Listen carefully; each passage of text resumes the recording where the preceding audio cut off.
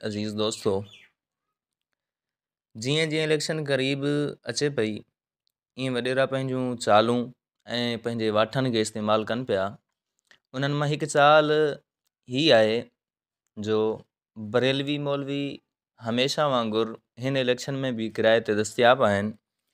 बरेलवी मौलवी उबैदुल्ला ॾाहिरी फ़तवा ॾींदे चयो त देवबंदी सभु काफ़िर आहिनि। जीअं अवाम देवबंदियुनि खां मुतनफ़िर थिए, हिननि खे वोट न करे ही इक़्तिदार में न अचनि।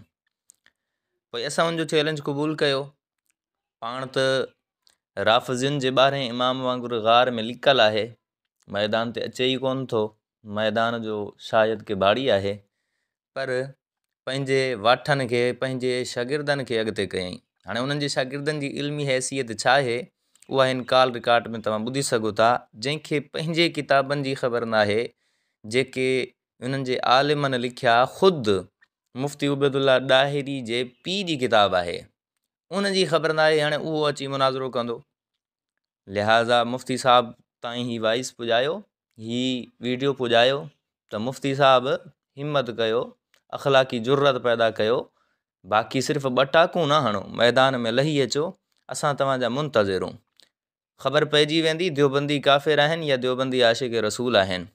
मैदान लगायो, अवाम मुंतज़िर। अस्सलाम वालेकुम।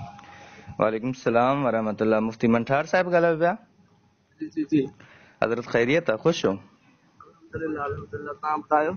अल्लाह जे करम ख़ैरियत। हज़रत रात पोस्ट गुज़री, कोई देवबंदी वहाबी मौलवी आहे मुफ्ती अब्दुल रहीम मेमण जे नाले सां, जी उन चैलेंज कई हुई मुफ्ती उबैदुल्ला ॾाहिरी साहब खे। हा वो तव्हां शायदि चैलेंज तो न ज़हीर कई ही न।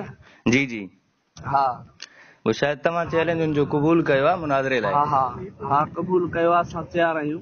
जी मुफ्ती साहब तव्हांखे अॻिते कयो आहे या तव्हां पंहिंजे तरफ़ां चैलेंज क़बूल कयो आहे? साईं न साईं मुफ्ती साहब जे ज़ेरे सदारत जे असां क़बूल कयो। पहिरियां साईं खां पुछो, जी मां चयो साईं मां क़बूल करे सघां थो?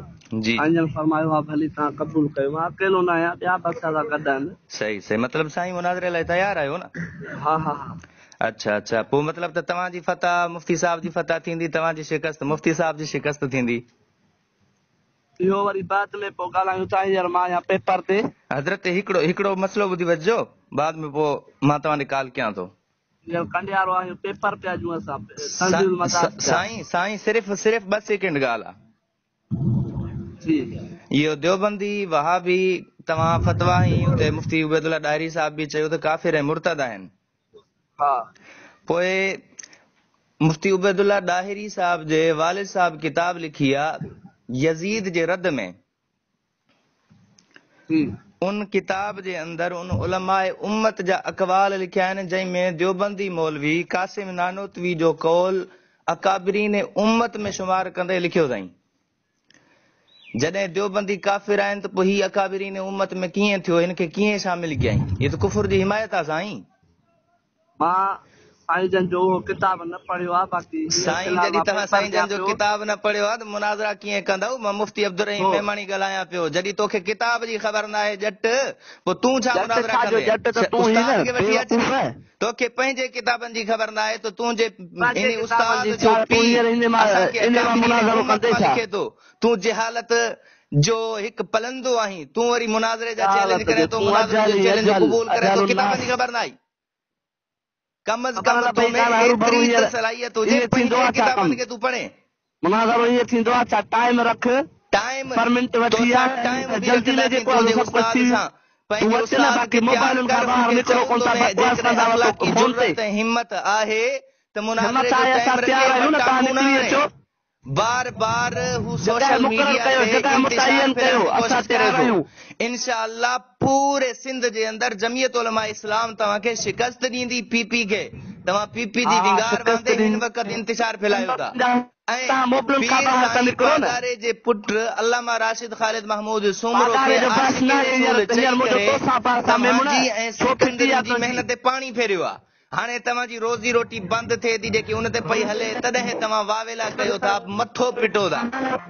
पुट कम अज कम एतिरो त इल्मु हुजे ई न, जो पंहिंजी किताबुनि जी ख़बर हुजे। या त चओ इदरीस ॾाहिरी साहब बि काफ़िर मुर्तद आहे, छो त कुफर जी हिमायत बि कुफर आहे। तुझी आवाज़ कटजई थी, आवाज़ कटजई थी, आवाज़ कोन थी अचई।